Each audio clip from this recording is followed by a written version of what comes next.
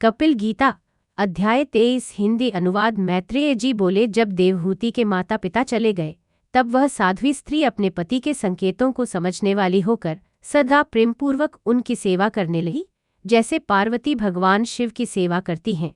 वह श्रद्धा, शुद्धता, सम्मान, इंद्रिय निग्रह, सेवा, स्नेह और मधुर वाणी से अपने पति की सेवा करती थी। उसने काम, दंभ, द्वेष, लोभ, पाप और अहंकार को त्याग दिया था और सदा सावधान रहकर अपने तेजस्वी पति को संतुष्ट करती थी। कर्दम ऋषि ने अपनी पत्नी को इस प्रकार धर्मनिष्ठ देखकर सोचा कि यह स्त्री महान पुण्य की इच्छुक है। समय के साथ वह तपस्या के कारण बहुत दुबली हो गई थी। तब करुणा से भरकर कर्दम मुनि ने प्रेम से कहा। कर्दम मुनि बोले, हे देवहूति, मैं आज तुम्हारी महान सेवा और भक्ति से बहुत प्रसन्न हूँ। यह शरीर जीवों का प्रिय साधन है, परंतु तुमने इसे मेरी सेवा में लगा दिया। मेरी तपस्या, समाधि, विद्या और आत्मयोग से जो दिव्य शक्तियाँ मुझे भगवान की कृपा से प्राप्त हुई हैं, वे सब तुम्हारी सेवा से अब तुम्हारे अधीन हो गई हैं। तुम निशोक और निर्भय होकर इन दिव्य ऐश्वर्यों का अनुभव करो। मैत्रेय बोले। कर्दम मुनि के वचन सुनकर देवहूति अत्यंत विनम्र और प्रेम से भर गई। लज्जा और मधुर मुस्कान के साथ उसने कहा। देवहूति बोली, हे ब्राह्मण श्रेष्ठ, आपका यह वचन सत्य है। हे प्रभु, आपने जो वचन दिया था कि संतान उत्पन्न होगी, वह पूर्ण होना चाहिए। कृपया मुझे वह मार्ग बताइए जिससे मेरा मन प्रसन्न हो और मैं आपकी इच्छा पूर्ण कर सकूं। मैत्रेय बोले। अपनी प्रिय पत्नी की इच्छा पूरी करने के लिए कर्दम मुनि ने योगबल से एक अद्भुत विमान आकाश भवन बनाया। विमान का वर्णन। वह विमान सभी इच्छाएं पूर्ण करने वाला, रत्नों से सुसज्जित, दिव्य सुख देने वाला, सुंदर ध्वजों और पताकाओं से अलंकृत, सुगंधित पुष्पमालाओं और उत्तम वस्त्रों से युक्त था। उसमें अनेक महल, कक्ष, शयन स्थान, उद्यान और विश्राम स्थल बने थे। हंस और कबूतर मधुर ध्वनि करते थे, जिससे वह स्थान अत्यंत रमणीय प्रतीत होता था। कर्दम मुनि ने कहा, हे भयभीत सुंदरी, इस सरोवर में स्नान करो और फिर इस दिव्य विमान पर चढ़ो। यह तीर्थ सभी इच्छाओं को पूर्ण करने वाला है। देवहूति ने सरस्वती नदी के पवित्र सरोवर में स्नान किया। वहां 100 सुंदर कन्याओं ने उसकी सेवा की, उसे स्नान कराया, सुंदर वस्त्र और आभूषण पहनाए। जब उसने दर्पण में स्वयं को देखा तो वह अत्यंत सुंदर और तेजस्विनी दिखाई दी। इसके बाद कर्दम मुनि ने उसे विमान पर बैठाया और दोनों उसमें विहार करने लगे। वे स्वर्गीय लोकों, पर्वतों और उद्यानों में घूमते रहे और दिव्य सुखों का अनुभव करते रहे। कर्दम मुनि ने योगबल से स्वयं को 9 रूपों में विभाजित कर लिया और देवहूति के साथ लंबे समय तक सुखपूर्वक रहे। उनके इस आनंद में 100 वर्ष एक क्षण के समान बीत गए। फिर देवहूति ने 9 सुंदर कन्याओं को जन्म दिया। जब कर्दम मुनि संन्यास लेने के लिए जाने लगे, तब देवहूति ने दुखी होकर कहा। देवहूति बोली, हे प्रभु, आपने मुझे सब कुछ दिया है, फिर भी कृपा करके मुझे भय से मुक्त करें। आपके चले जाने के बाद मुझे कौन संभालेगा? मैं इंद्रियों के विषयों में फंसकर अपने आत्मकल्याण को भूल गई हूँ। संसार का संग बंधन का कारण है, परंतु संतों का संग मोक्ष का मार्ग बन जाता है। जो कर्म, वैराग्य और भगवान की भक्ति उत्पन्न न करे, वह व्यर्थ है। हे प्रभु, मुझे मोह हुआ कि आपको पाकर भी मैंने मुक्ति की इच्छा नहीं की। अध्याय 24। मैत्रेय बोले। देवहूति की वैराग्ययुक्त बातें सुनकर कर्दम मुनि ने करुणा से कहा। कर्दम मुनि बोले, हे राजकुमारी, दुखी मत हो। भगवान स्वयं तुम्हारे गर्भ में अवतरित होंगे। तुम व्रत, नियम, तप, दान और श्रद्धा से भगवान की उपासना करो। वे तुम्हारे हृदय के अज्ञान को नष्ट करेंगे।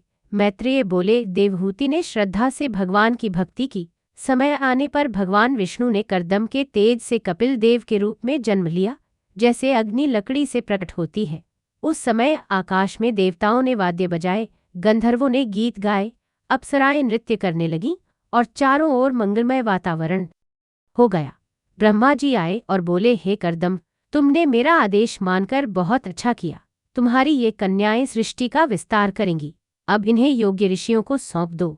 यह जो पुत्र उत्पन्न हुआ है, वही भगवान कपिल हैं, जो ज्ञान और विज्ञान द्वारा जीवों का उद्धार करेंगे।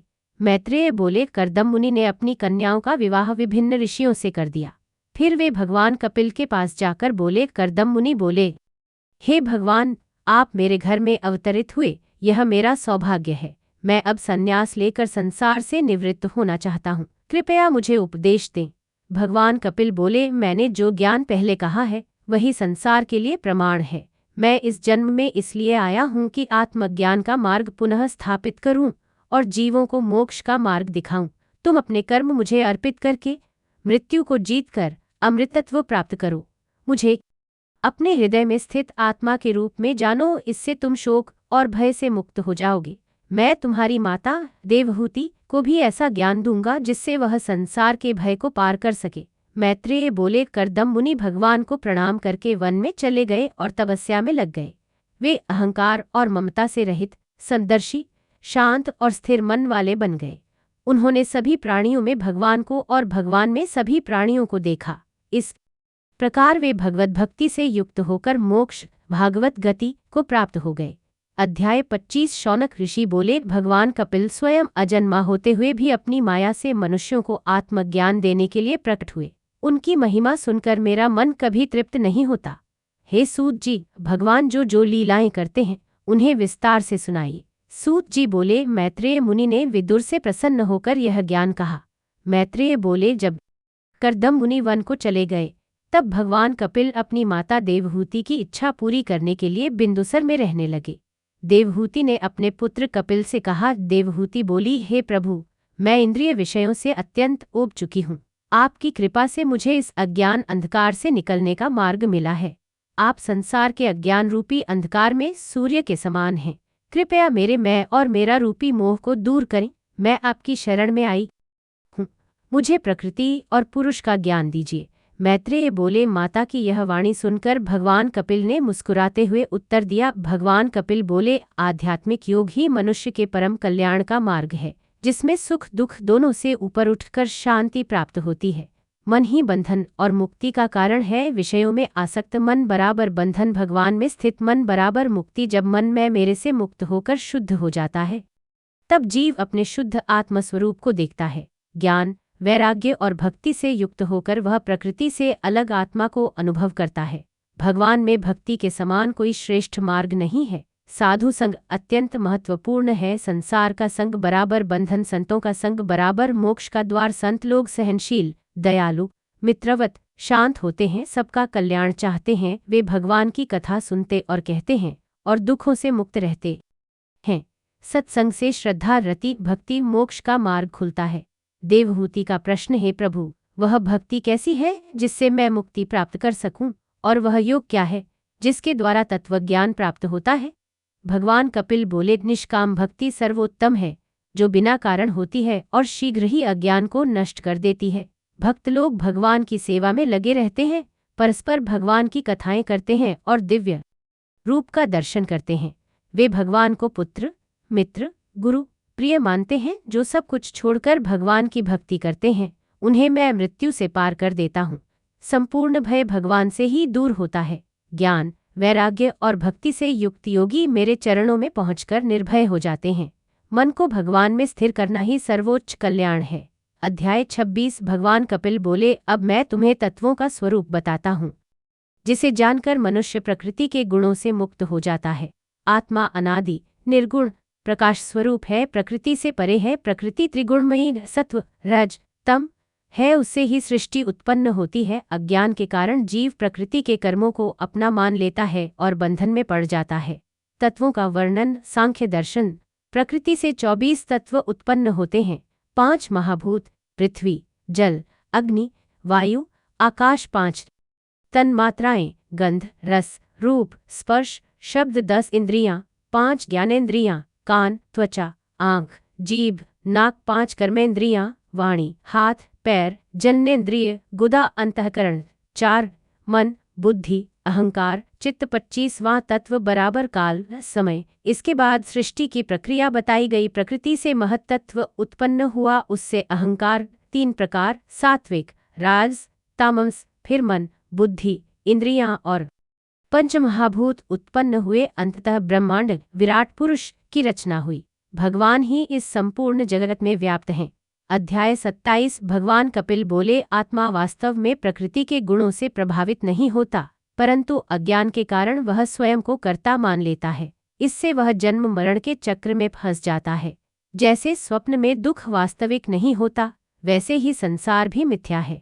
मुक्ति का मार्ग मन को धीरे धीरे नियंत्रित करना चाहिए। भक्ति योग, वैराग्य, सत्संग, इंद्रिय संयम, सत्य, अहिंसा, ब्रह्मचर्य, इनसे मन शुद्ध होकर आत्मा का अनुभव करता है। देवहूति का प्रश्न, प्रकृति और पुरुष हमेशा साथ रहते हैं तो मुक्ति कैसे संभव है?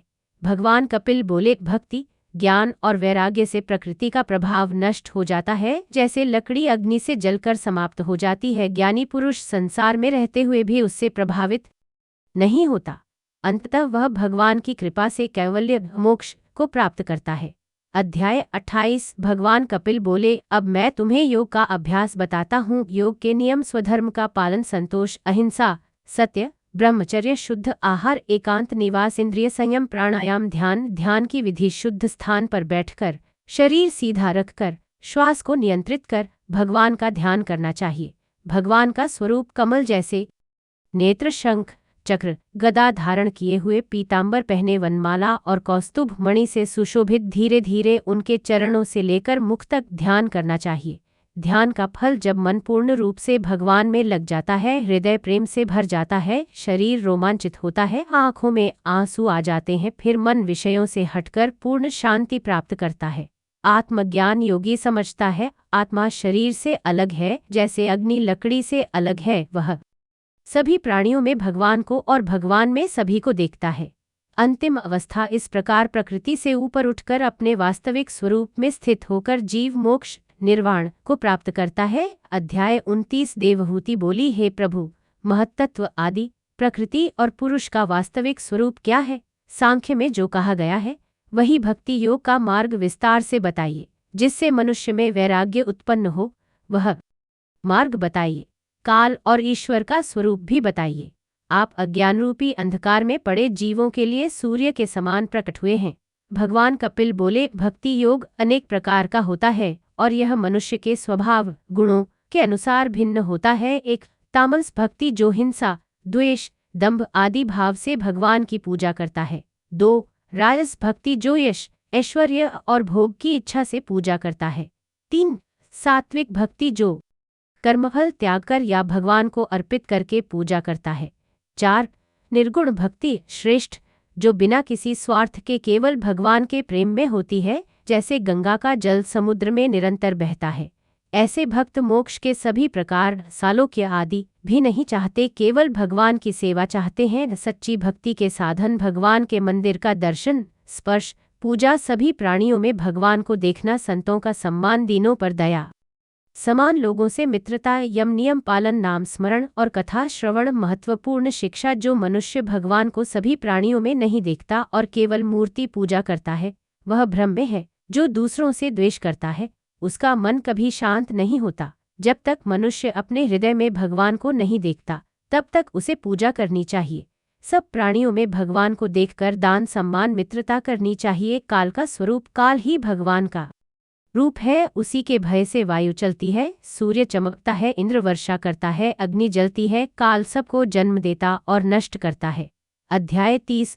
कर्म का फल: भगवान कपिल बोले, संसार में अज्ञानी मनुष्य शरीर को स्थायी मानता है, घर, धन, परिवार में आसक्त रहता है। वह पाप करके परिवार का पालन करता है, परंतु अंत में स्वयं दुख भोगता है। मृत्यु के समय यमदूत आते हैं, भयभीत होकर मनुष्य मलमूत्र त्याग देता है, उसे बांध कर ले जाते हैं। मार्ग में उसे कष्ट दिए जाते हैं, भूख, प्यास, गर्मी, मारपीट, नरक के कष्ट, शरीर को जलाना, अंगों को काटना, पशुओं द्वारा खाया जाना, विषैले जीवों के डंक, ये सब पापों के फल हैं। महत्वपूर्ण बात: स्वर्ग और नरक यहीं इस संसार में भी अनुभव किए जाते हैं।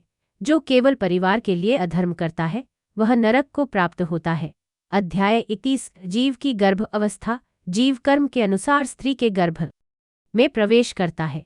गर्भ विकास: 1 दिन द्रव कल, 5 दिन बुलबुला, 10 दिन मांसपिंड, 1 माह सिर, 2 माह हाथ पैर, 3 माह नख बाल, 6 माह पूर्ण विकास। गर्भ का कष्ट: मल मूत्र में पड़ा रहता है, कीड़े काटते हैं, माता के खाए भोजन से कष्ट होता है। गर्भ में प्रार्थना: जीव भगवान से प्रार्थना करता है, हे प्रभु, मुझे इस दुख से निकालो, मैं आपकी शरण में हूँ। अब संसार में जाकर फिर मोह में नहीं पड़ूंगा। अध्याय 32 जन्म के बाद जन्म लेते ही ज्ञान नष्ट हो जाता है, बच्चा रोता है, दूसरों पर निर्भर रहता है। जीवन की अवस्था बचपन, अज्ञान, युवावस्था, काम, क्रोध, बुढ़ापा, दुख और असहायता, मनुष्य मैं और मेरा में फंसकर कर्म करता रहता है। महत्वपूर्ण शिक्षा स्त्री और विषयों का अत्यधिक आसक्ति बंधन का कारण है, इसलिए विवेक से जीवन जीना चाहिए। मोक्ष का मार्ग वैराग्य, ज्ञान, भक्ति, इनसे मनुष्य संसार से मुक्त हो जाता है। अध्याय 33 मैत्रेय बोले, कपिल के उपदेश सुनकर देवहूति ने उन्हें प्रणाम किया और स्तुति की। देवहूति की स्तुति, हे प्रभु, आप वही हैं जिन्होंने सृष्टि की रचना की है। आपका नाम लेने से ही पाप नष्ट हो जाते हैं। जो आपके नाम का स्मरण करता है वह महान हो जाता है। कपिल भगवान बोले, हे माता, मेरे बताए मार्ग का पालन करने से तुम शीघ्र ही परम स्थिति को प्राप्त करोगी। मैत्रेय बोले, कपिल भगवान चले गए और देवहूति ने योग का अभ्यास किया। देवहूति की सिद्धि, उन्होंने वैराग्य अपनाया, ध्यान किया, अंततः भगवान को प्राप्त कर लिया। वह स्थान सिद्धपद नाम से प्रसिद्ध हुआ।